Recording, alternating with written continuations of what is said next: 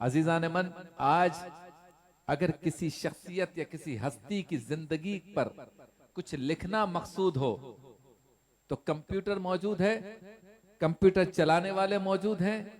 Graphics designer موجود ہیں،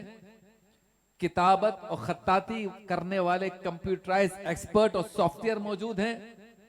کیمرے موجود ہیں جو اس شخصیت کے بارے میں کہ اس کا چہرہ کیسا ہے دیکھیے، وہ چلتا کیسا ہے دیکھیے، وہ بیٹھتا کیسا ہے دیکھیے، یہ شخصیت کپڑے کیسے پہنتی ہے، وہ پانی کیسے پیتی ہے دیکھیے، یہ کیمرہ دکھا رہا ہے۔ اگر آج کسی ہستی کے بارے میں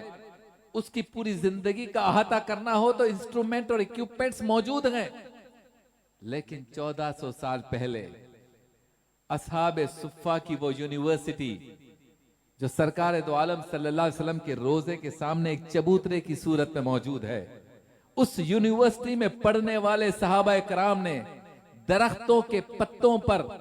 سیاہی اور کبوتر کے پروں سے لکھ کر مصطفیٰ کریم کی ایسی سیرت لکھی کہ کمپیوٹر ہو نہ ہو ہر ایک کو پتا ہے مصطفیٰ کھانا کیسے کھاتے تھے، مصطفیٰ پانی کیسے پیتے تھے،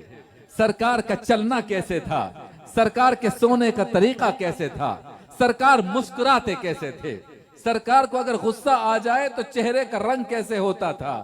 سرکار کے چلنے کا انداز کیا تھا، سرکار کے رونے کا انداز کیا تھا، سرکار کس وقت رات کو اٹھتے تھے، سرکار نماز میں کیا کیا پڑھتے تھے، سرکار دو عالم بچوں کو پیار کیسے کرتے تھے، سرکار کے ہاتھوں کی خوشبو کیسی تھی، یہ سب اصحاب صفہ کے چبوترے پہ بیٹھے ان صحابہ کرام نے اس دور میں لکھا کہ آج تک دنیا میں جب سے کائنات بنی ہے اس وقت سے لے کر اس جدید دور تک کسی ایک ہستی کے بارے میں